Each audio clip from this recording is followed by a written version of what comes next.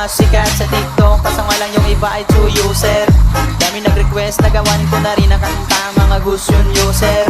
Para maiba ay pagkitaan nyo kami kung talaga ba na kayo ay malakas. Sa paggamit ng gusto kailangan galingan para kalaban mo ay di makatakas. Kahit pa nasa tore ay papasukin pa rin ng mga gusto yung main.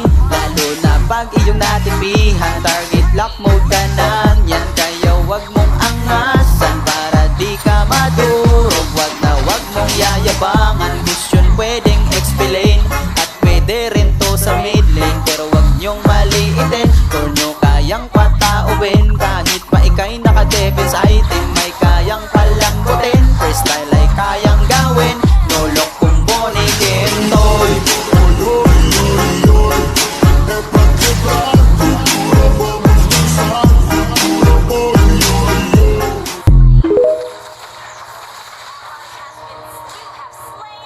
Yo, di binabase yan sa hero tol kung naka-injector. Patawa ka lang talaga na content creator. Eh ano kung may injector, at least malakas diba? Eh ikaw malakas lang pag may kasamang Angela. Oops, sorry kung nasabi ko yan sa'yo idolo. Boses ko ba ay tambot, so paano na yan sa'yo? Para kang si Donkey pero mas kabusis mo ito. At para sabihing matikas dinadamay ibang tao. Akala